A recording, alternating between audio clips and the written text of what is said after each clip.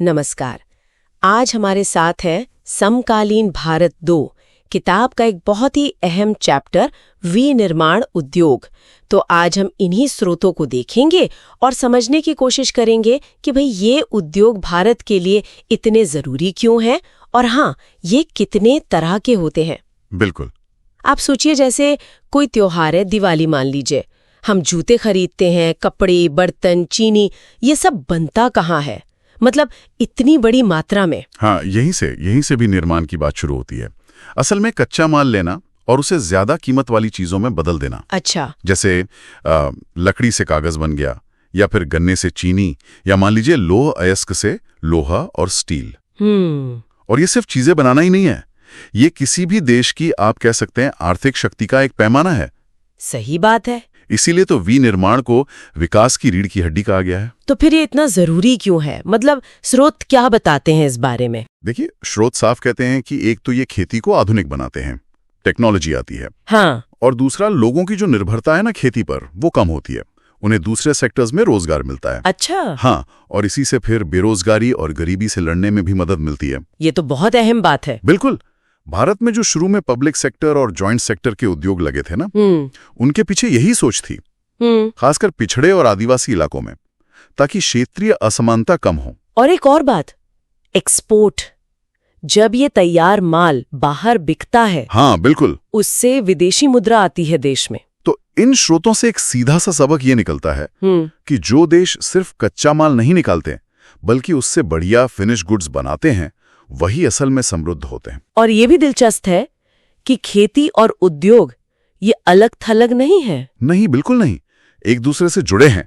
सोचिए, खेती से कपास मिला तो कपड़ा उद्योग चला। हाँ। और उद्योगों में खाद बनी तो वो खेतों में काम आई। तो ये एक साइकिल है। सही कहा। अच्छा, अब इन उद्योगों को मतलब समझने के लिए क्या इन्हें बांटा भी गया है अलग अलग तरह से? हाँ, बिल्कुल, कई आधारें। जैसे एक तो कच्चा माल कहाँ से आ रहा है, ओके। तो कृषि आधारित हो गए, जैसे कपड़ा, चीनी, चाय, कॉफी वगैरह। और दूसरे हो गए खनिज आधारित, जैसे लोहा, इस्पात, सीमेंट, एल्यूमिनियम। अच्छा। और उनके काम के आधार पर भी कुछ होता है। हाँ, उनकी भूमिका क्या है इकोनॉमी में? तो कुछ होते हैं बेसिक या की इंडस्ट्रीज, आधारभूत उद्योग। जैसे लोहा इस्पात है, या तांबा पिघलाना, एल्यूमिनियम। ये वो उद्योग हैं जो दूसरे उद्योगों के लिए कच्चा माल या मशीनरी वगैरह बनाते हैं। और फिर होते हैं उपभोक्ता उद्योग, कंज्यूमर गुड्स, जो सीधे हमारे काम आते हैं। हाँ बिल्कुल, जैसे चीनी, कागज, टूथपेस्ट, पंखे, साबुन, ये सब। समझ गई। और एक और वर्गीकरण शायद मालिकाना हक पर भी होता है, ओनरशिप। हाँ बिल्कुल, वो भी है। एक तो हो गए पब्लिक सेक्टर, यानी सरकारी क्षेत्र, जैसे भेल, सेल। हाँ, सुना है। फिर प्राइवेट सेक्टर, जो किसी व्यक्ति या कंपनी के हैं, जैसे टिस्को, बजाज ऑटो। ओके।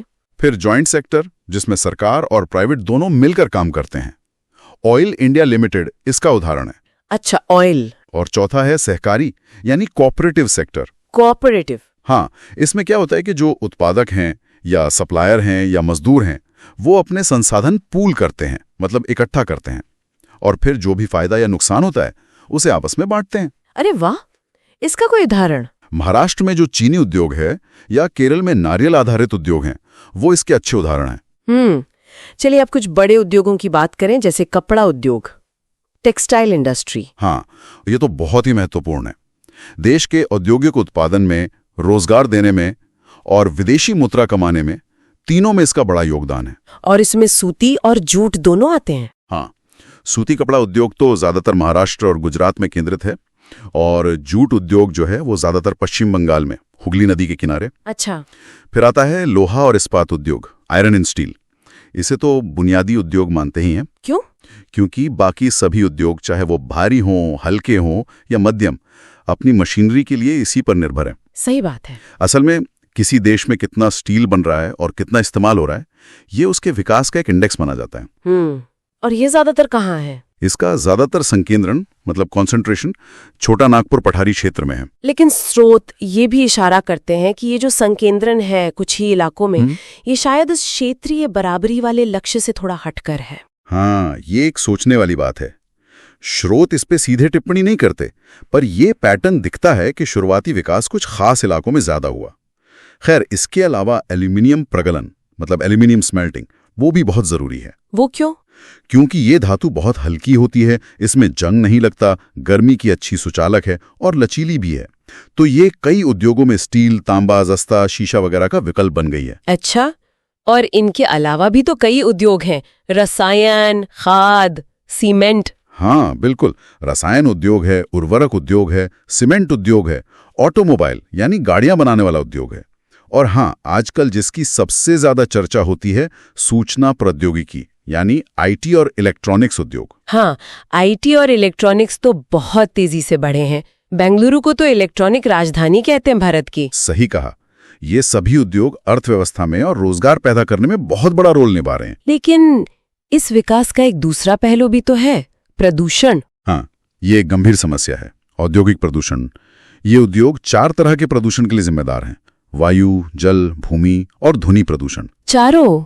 बाप रे। हाँ, हवा में सल्फर डाइऑक्साइड, कार्बन मोनोऑक्साइड जैसी अनचाही गैसें छोड़ते हैं, धूल, स्प्रे, धुआं, ये सब। फिर पानी में उद्योगों से निकला कार्बनिक और अकार्बनिक कचरा, डाई, डिटर्जेंट, एसिड, भारी धातुएं, ये सब पानी को गंदा करते हैं।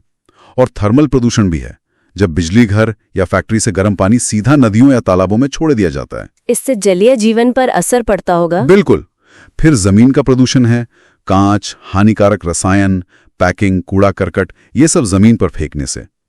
और आखिर में ध्वनि प्रदूषण, जो फैक्ट्रियों की मशीनों से, कंस्ट्रक्शन से, जनरेटर से होता है। हाँ, ये तो रोज महसूस होता है।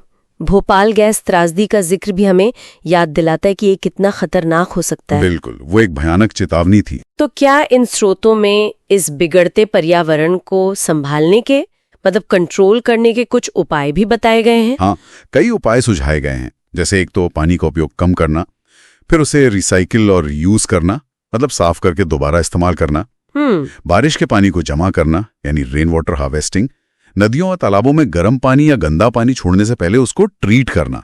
इसके 3 चरण बताए गए हैं: प्राइमरी, सेकेंडरी और टर्शियरी ट्रीटमेंट। ओके। जमीन से जो पानी निकाला जाता है उस पर कानूनी नियम बनाना, हवा के प्रदूषण को कम करने के लिए चिमनियों में फिल्टर लगाना, स्क्रबर लगाना, कोयले की जगह तेल या गैस का इस्तेमाल करना। और शोर के लिए ऐसी मशीनरी इस्तेमाल करना जो कम शोर करे और ऊर्जा भी बचाए। जनरेटर में साइलेंसर लगाना। एनटीपीसी जैसी कंपनियां हैं जो दिखा रही हैं कि पर्यावरण का ध्यान रखते हुए प्रोएक्टिव तरीके से काम किया जा सकता है। उन्होंने इकोलॉजिकल मॉनिटरिंग और वेस्ट मैनेजमेंट के अच्छे सिस्टम बनाए हैं। ये अच्छी बात है कि कुछ कंपनियां इस दिशा में काम कर रही हैं। हाँ। तो कुल मिला के अगर हम देखें तो विनिर्माण उद्योग भारत की आर्थिक तरक्की के लिए एक इंजन की तरह है।